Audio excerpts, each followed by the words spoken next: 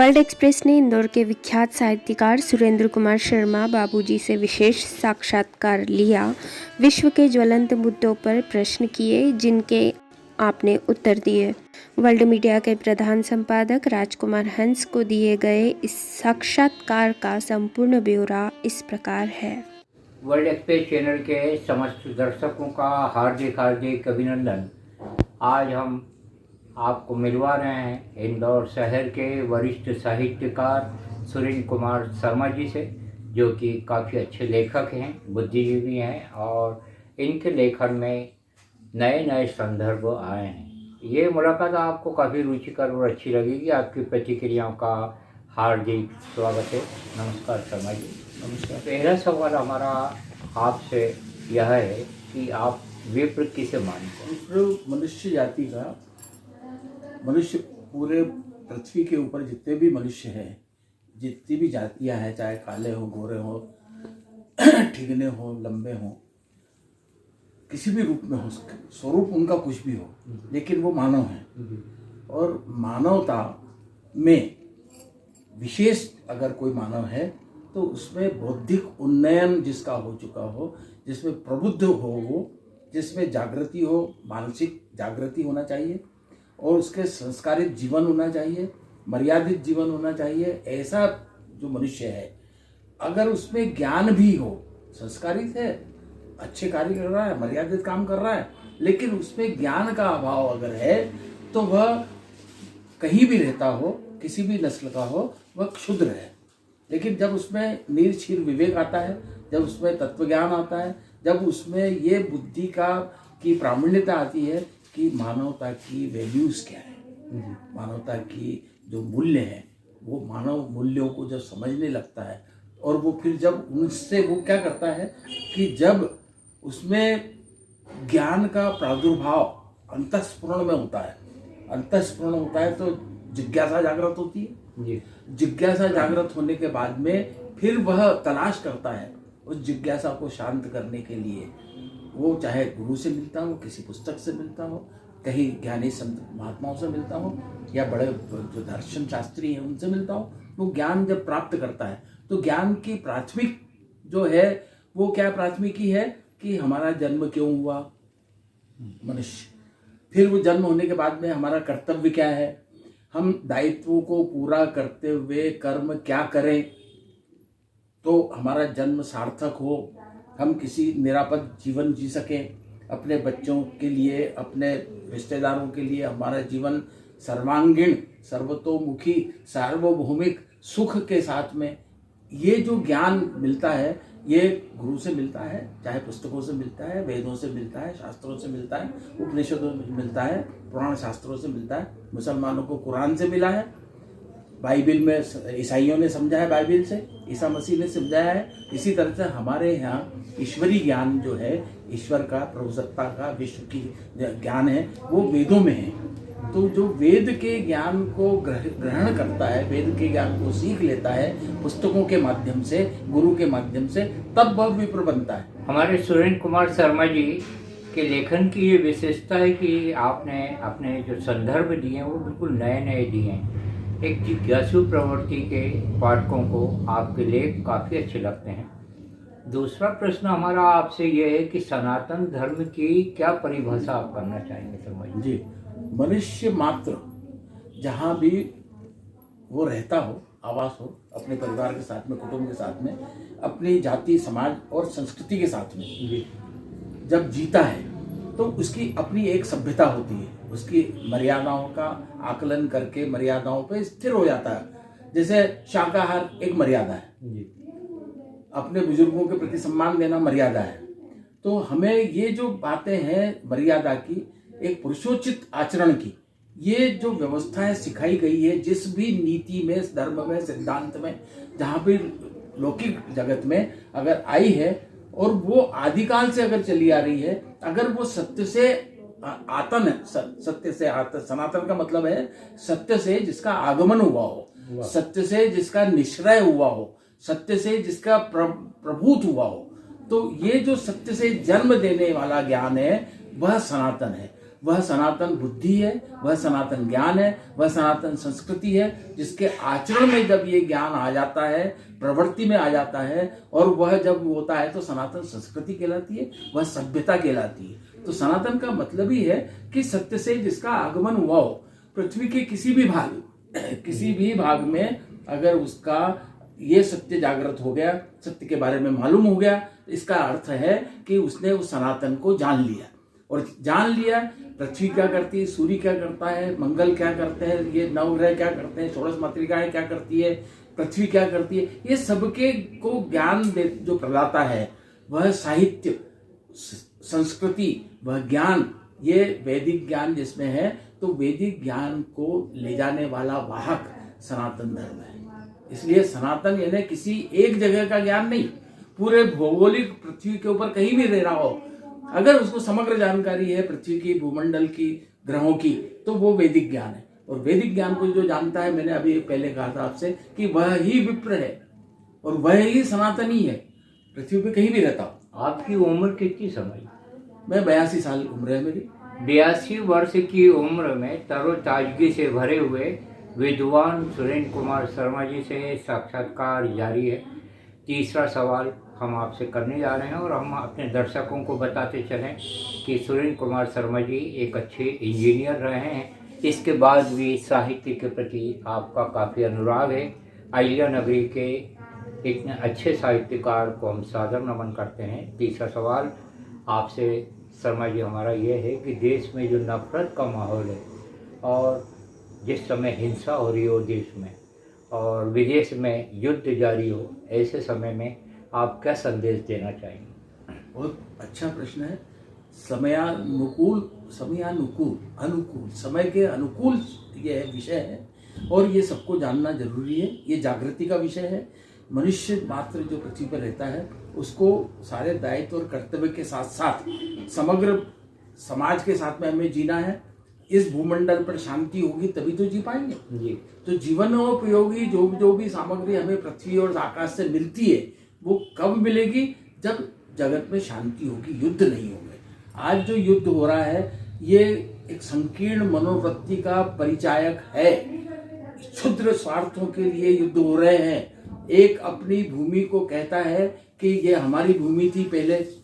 जैसे बेटे के ऊपर बाप कहे कि मेरा पुत्र है, तो वो अगर उसकी पत्नी के साथ में, अपने बच्चों के साथ में रहता है तो क्या गलत करता है। इसी तरह से आपने, अगर यूक्रेन रूस से अलग हो चुका है, आज वो स्वतंत्र राष्ट्र है, वो स्वतंत्र उसकी व्यवस्थाएं हैं, मर्यादाएं हैं। अगर वो अपना चाहता है कि हम नाटो के साथ में मिलकर रहें, अमेरिका के साथ में मिलकर रहें या तटस्थ रहें, वो उसकी स्वायत्तता है, स्वतंत्रता है। लेकिन उसको दखल ये कि नहीं तुम हमारे चूंकि अंग रहे हो तो तुम दूसरों के साथ में नहीं मिलोगे, ये जो अहम है, अहंकार है रशिया का, रूस का, ये इसकी वजह से दोनों में भिड़ंत है।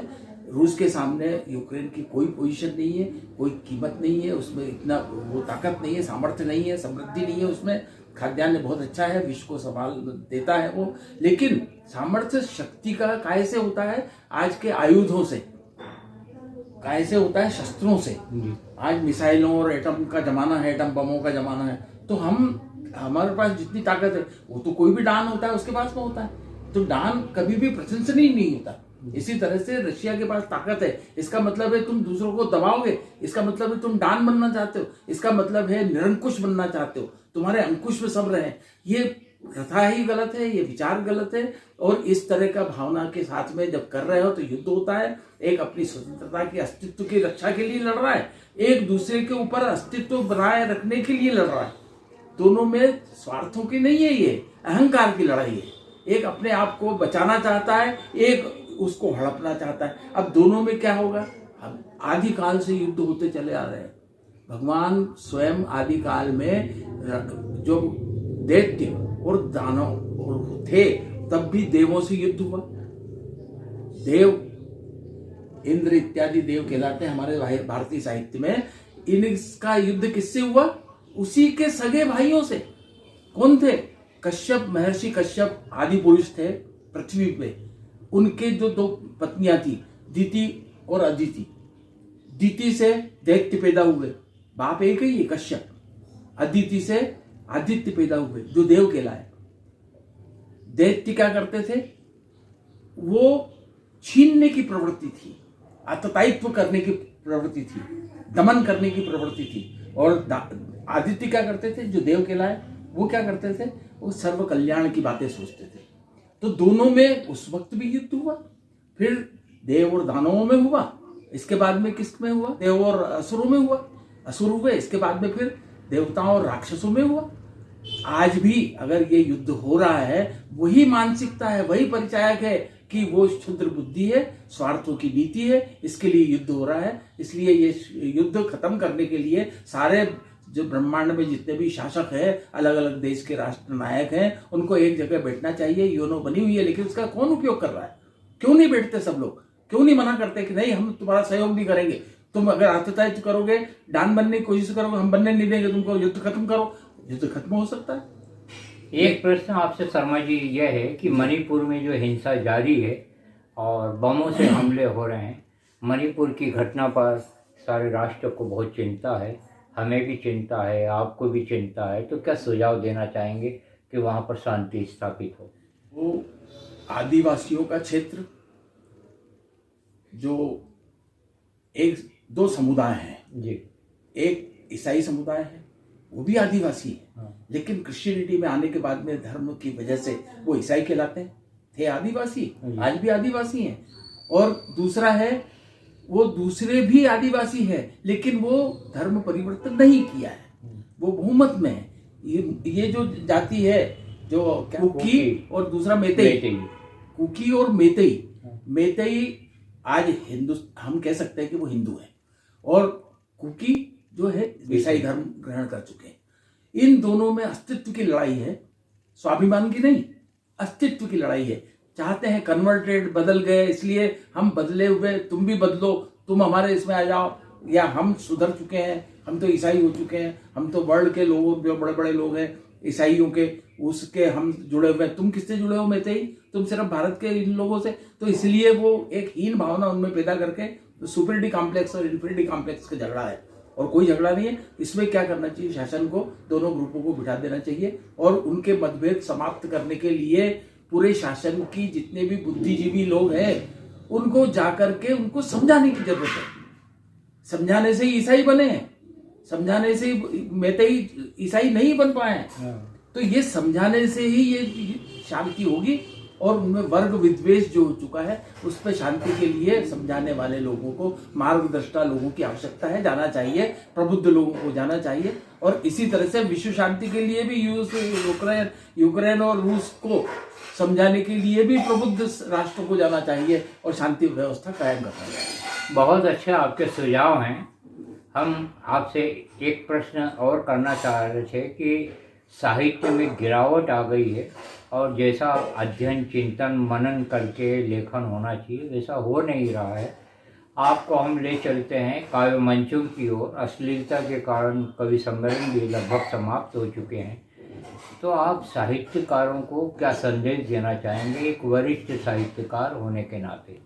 मैं क्या वरिष्ठ आप कह रहे हैं, उम्र से वरिष्ठ जरूर हूँ, लेकिन मैं मानसिक रूप से इतना प्रौढ़ नहीं हूँ कि मैं एक साहित्यकार का, उत्कृष्ट साहित्यकार मैं अपने आप को कह सकूँ। मैं खुद जानता हूँ कि मेरे में भी अभाव है, मेरे भी किंचित दुर्बलताएं हैं, लेकिन वो उन पर न जाते हुए आपने प्रश्न ये किया है कि जो साहित्य का जो आज रुझान है वो क्या है। मज़ेदार पुस्तकें लिखो, मनोरंजन पुस्तकें लिखो, मनोरंजन की व्यवस्था दो। आप विदूषक हैं, आप मनोरंजन परोसेंगे, ये साहित्यकार है। साहित्यकार क्या, साहित्य क्या समाज का दर्पण होता है? नहीं होता है। लिखा है साहित्य समाज का दर्पण है, नहीं होता है दर्पण। साहित्य समाज को चेतना अगर नहीं दे पाए, चेतना, दर्पण चेतना नहीं देता है। चेतना, दर्पण क्या करता है? बहुत अच्छी बात, वाह वाह। दर्पण क्या करता है? हाँ। स्वरूप दिखाता है, दिखाता है। तो समाचार पत्र, टीवी चैनल, ये सारे तो स्वरूप दिखाते हैं। हाँ। ये है क्या, ये क्या दिखाने वाले? दर्पण। दर्पण। हाँ। और साहित्य क्या करता है? साहित्य जगाने वाला होता है, मानव मूल्यों को जगाने वाला होता है, मानव मूल्यों को, संस्कृति को, सभ्यता को स्थापित करने वाला जो साहित्य होता है, वह ही साहित्य है। बाकी मनोरंजन है, भोंडापन है, और तुकबंदियां हैं, क्यों करते हो? शब्दों को ढूंढ ढूंढ के अच्छे अच्छे शब्द बुला के तुकबंदी करके और मंच पर गाली गलौज तक करने आ जाते हो, अभद्र भाषा का प्रयोग करते हो, वहां तालियां बजती है, हास्य की विनोद की बातें करते हो तुम। मनोरंजन परोसने का काम विदूषक का होता है। आप विदूषक है, कॉमेडियन है आप, लेकिन आप करते हैं और लोगों को सस्ता जो चीज लगती है, प्रिय लगती है, खराब चीजें बड़ी जल्दी प्रिय लगती है। चाट से कोई भी चाट खाने से बीमार ही पड़ेगा, चाट खाने से पुष्ट नहीं हो सकता। तो ये जो संस्कृति में, साहित्य में ये चाट दे रहे हैं मंचों पे कवि लोग, ये साहित्य की चाट है, इससे पुष्ट नहीं होगा, इससे मानव साहित्य में प्रबुद्ध नहीं होगा। तो प्रबुद्ध होने के लिए जागृति की बातें लाओ।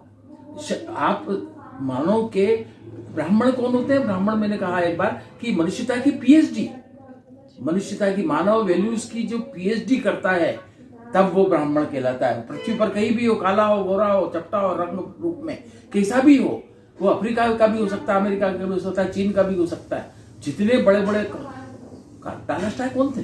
ब्राह्मण जैसा स्वभाव था। आइंस्टीन क्या दिया उन्होंने? जगत को विज्ञान से क्या उन्होंने सरोबार कर दिया। कितनी उन्नति अगर हो रही है तो डाल्टन ने, न्यूटन ने, आइंस्टीन ने, इनके ज्ञान की वजह से हो रही है। क्या ये ब्राह्मण नहीं है? तो ब्राह्मण की परिभाषा हमने बदल दी। जन्म से तो भैया वो क्षुद्र होता है। तुम क्यों कल्पना करते हो? इसलिए साहित्य में अच्छी मर्यादा की बातें लाओ, मर्यादित बातें करो, और हर विषय में, हर लाइन में आपको समाज को जगाने की, प्रबुद्ध करने की, मर्यादित होने की आप नहीं देते शिक्षा। तो रामायण, महाभारत, पुराण क्या कहते हैं? यही तो कहते हैं वेद बहुत क्लिष्ट ज्ञान है, लेकिन वेद के क्लिष्ट ज्ञान को सरलीकृत करते हुए पुराने जमाने में उपनिषदों की रचना हुई, और उपनिषद भी बहुत क्लिष्ट लगे। त्रेता युग तक उपनिषद चले हैं। वशिष्ठ ने उपनिषदों के माध्यम से राम को पढ़ाया है, विश्वामित्र ने उपनिषद के माध्यम से पढ़ाया है। लेकिन इसके बाद में उपनिषद भी जब कठिन हुए तो शास्त्र की रचना हुई। शास्त्र के बाद में पुराण किसने बनाया? सबसे पहले पुराण वेदव्यास। वेदव्यास ने एक वेद था, श्रुति और स्मृति से चला आ रहा था, उसको लिपिबद्ध किया है, इसलिए वेदव्यास कहते हैं उनको। व्यास को क्या कहते हैं? वेदव्यास। ज्ञान का लिखित रूप में प्रस्तुतिकरण करके और विभाजित करना। अब वेद के 4 खंड किए उन्होंने। ऋग्वेद ज्ञान का खंड है, भौगोलिक ज्ञान है उसमें। और यजुर्वेद में क्या है कि हम कैसे जिए, कैसे काम करें, हम इन विधाओं को कैसे माने, ब्रह्मांड में जितने भी हमको जीवन देने वाले हैं उनका हम किस तरह से आभार माने, कृतज्ञता कैसी हम व्यक्त करें, उसका अगर कोई वेद है तो वो है यजुर्वेद। सामवेद ललित कलाओं का वेद। ललित कलाएं मनुष्य में पूर्णता कब आती है? जब वो कलात्मक जीवन जीता है। तो ललित कला कलात्मक, संगीत है उसमें राग है, आप में उसमें आलाप है, स्वर है, और जीवन की कला में क्या है? नृत्य है। जीवन की कला में क्या है? और आप सुखद छंद, अलंकार सब उसमें बने हुए हैं, उससे मधुरता आती है। सामवेद। इसके बाद में अथर्ववेद, ये आयुर्वेद और विज्ञान का वेद है। खंड खंड किया इन्होंने, इसलिए वेदव्यास, और इसीलिए उनको भगवान वेदव्यास तक कहा। तो साहित्य ऐसा होना चाहिए। आज से 5200 साल पहले वेदव्यास ने पुराण की रचना की, श्रीमद् भागवत पुराण। 5215 साल पहले वो बताया, जब युद्ध के मैदान में कृष्ण खड़े होकर युद्ध के मैदान में अपने भक्त को, अपने शिष्य को भगवत गीता का ज्ञान देते हैं। पहला ही भगवत गीता में श्लोक है, क्या है? सच्चिदानंद रूपाय विश्वोत्पत्त्यादि हेतवे तापत्रय विनाशाय श्री कृष्णाय वयम नुमः। सच्चिद आनंद, सत्य में चित्त में सत्य होना चाहिए, तब आनंद की प्रवृत्ति आएगी, आनंद मिलने लगेगा तो ये भगवत स्वरूप हो जाएगा। तो विश्व के उत्पत्ति का हेतु जो है वो क्या है? आप आनंद की प्राप्ति करो, यानी आप सच्चिदानंद स्वरूप बनो। ये ज्ञान है जो श्रीमद् भागवत में, गीता में कहते हैं, स्वयं कृष्ण कहते हैं अर्जुन को, और वो इसीलिए कहते हैं उत्तिष्ठ जागृत प्राप्त आनंद बोधत, जैसे स्वामी विवेकानंद ने कहा, जगाइए अमेरिका से जब आए भारत में शिकागो का धर्म सम्मेलन में विवेकानंद जी ने जब भाषण दिया, जो उनको 2 मिनट का भी अवसर नहीं मिल रहा था भाषण देने के लिए शिकागो में, क्योंकि वो आमंत्रित नहीं थे, लेकिन उनकी एक अमेरिकन लेडी थी, उनने सहायता की, 5 मिनट का उनको समय दिलवाया। जब वो बोलने लगे तो 5 दिन तक उनके भाषण चले। जो 5 मिनट का अवसर नहीं दे रहे हैं जिसको, वो 5 दिन तक क्या सुनाते रहे। और वो विषय क्या दिया उनको, बोर्ड पे 0, आप इसको बोलिए, 0 पे बोलिए। अरे बोले 0 पे तो पूरा ब्रह्मांड है। क्या बात है प्रभु, क्या भगवत उनकी प्रेरणा बनी, उनने क्या ज्ञान का विशद जानकारी थी उनकी। उन्होंने वहां लोगों को लाजवाब कर दिया, गदगद कर दिया, और इतने प्रसन्नचित हो गए कि 5वें दिन जब वो भाषण खत्म करके और दरवाजे की तरफ लौटने लगे, वापस बाहर निकलने लगे, तो सारे दर्शकों ने अपने मुंह उधर कर लिए बाहर के दरवाजे की तरफ। उनसे रहा नहीं गया कि एक शब्द भी कहीं छूट न जाए इनके कहे हुए का। वो कहते हैं, यहाँ पर पूछा, हम गुलाम थे 150 साल पहले, उस वक्त यहाँ के भारतीय नवयुवकों ने पूछा कि स्वामी जी आज हमको युवाओं को क्या करना चाहिए। स्वामी जी ने एक उत्तर दिया, बोले फुटबॉल खेलो। बोले हम गुलामी में हैं, हम चाहते हैं आज़ादी कैसे प्राप्त करें, अंग्रेजों को मार भगाएं, और इसके लिए आप तो हमसे कह रहे फुटबॉल खेलो। बोले हाँ सही तुमने सोचा, अब मैं बताता हूँ तुमसे फुटबॉल खेलने का मतलब क्या होता है। फुटबॉल खेलने से क्या आता है मालूम है, चतुराई आती है, डायनामिक पर्सनैलिटी बनती है, गति आती है, विचारों में तेजी आती है, विचार की श्रृंखलाएं तेजी से अनवरत चलती है, और आगे की दृष्टि पूरे विश्व व्यापक हो जाती है। इसलिए अपने शरीर को पहले मजबूत बनाओ। फुटबॉल जो खेलता है उसका पैर किस तरह चलते हैं, बिजली की तरह चलते हैं, और उससे क्या होगा, शरीर फौलाद जैसा बनेगा। तो पहले फौलादी शरीर में चट्टानी इरादे हों, जब चट्टानी इरादे होंगे तब तुम जो सोचोगे वो कर गुजरोगे। तुम आज़ादी चाहते हो तो आज़ादी ले सकोगे, तुम युद्ध के लिए मर जाना पसंद करोगे तो मर के भी तुम आज़ादी दिला जाओगे। ये भावना कब होगी, जब तुम सशक्त होगे, मजबूत बनोगे। ये जागृति है, ये साहित्य है, ऐसा साहित्य होना चाहिए। और क्या होना चाहिए, नहीं तो तुकबंदी है।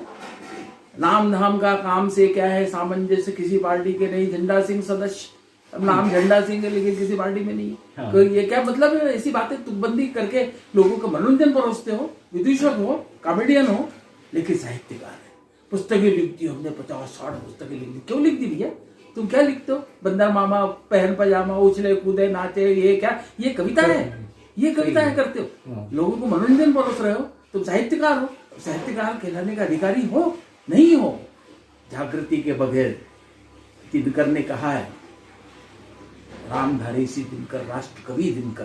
क्या बात है, क्या कहते हैं वो, क्रांति धात्री कविते जागे उठ। कैसी कविता हो, क्रांति धात्री, यानी कविता कौन सी हो, जो क्रांति को जन्म देने वाली। क्या बात, क्रांति धात्री कविते जागे उठ, आडंबर में आग लगा दे, पतन पाप पाखंड जले जग में ऐसी ज्वाला सुलगा दे। उठ भूषण की भाव रंगिणी, रूसों के दिल की चिंगारी, लेनिन के वादों की ज्वाला, जाग जाग रही क्रांति कुमारी, लाखों क्रोंच करा रहे हैं।